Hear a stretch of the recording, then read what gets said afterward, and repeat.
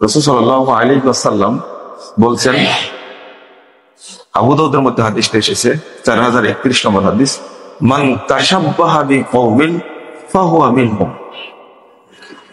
যে অন্য কোন জাতির সাদৃশ্য অবলম্বন করবে সে তাদেরই অন্তর্ভুক্ত হয়ে যাবে।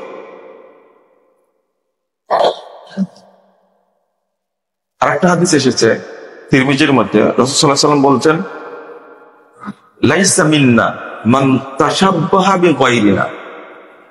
ওই ব্যক্তি আমাদের অন্তর্ভুক্ত নয়, আমার উম্মত নয়, যে মুসলিম ছাড়া অন্য কারো আদর্শের অনুসরণ করে।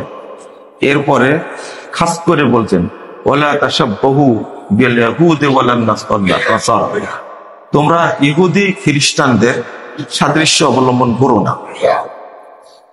এখানে স্পষ্টভাবে বোঝাতে চাচ্ছেন আদর্শিক ভিতে যেন ইহুদি খ্রিস্টান সহ বিধর্মীদের কোনো কালচার আমাদের মধ্যে প্রবেশ না করে।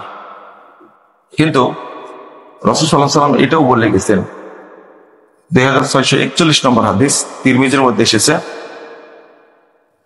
যে, লা ইয়াতিয়ান্না আলান নাস কামা আতা আলা বানি ইসরাঈল হাযু আন-নাল বিন-নাল হাত্তা ইন কানা মিনহুম মান আতা উম্মাহু আলানিয়া লাকানা ফি উম্মতি মান ইয়াসনাউ যালিক। রাসূল সাল্লাল্লাহু আলাইহি ওয়াসাল্লাম বলছেন যে আমার উম্মতের অবস্থা এমন হবে যে বিধর্মীরা যে জুতা যে পায়ে পরে, আমরাও সেই জুতা সেই পায়ে পরি, জুতাই কিন্তু মিল আছে। তো আমার উম্মতের মিলটা বিধর্মীদের সাথে এইরকম হয়ে যাবে, মানে জুতা যেমন পরি ঠিক তাদের সব আদর্শই আমার উম্মত গ্রহণ করবে।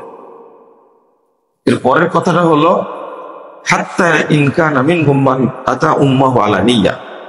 এমনকি মিল হতে হতে হতে হতে যদি বিধর্মীদের কেউ তার মায়ের সঙ্গে জেনায় লিপ্ত হয়, লাকানা ফি উম্মতি মান ইয়াসনাউ যালিক, তাহলে আমার উম্মতের মধ্যেও এরকম কোন কুলাঙ্গার জন্ম নিবে, সেও মায়ের সাথে জেনায় লিপ্ত হবে। নাউযুবিল্লাহ। মানে উদাহরণ দিতে দিতে এই পর্যন্ত রাসূল সাল্লাল্লাহু আলাইহি ওয়াসাল্লাম আসলেন, মানে কোনো অমিল থাকবে না।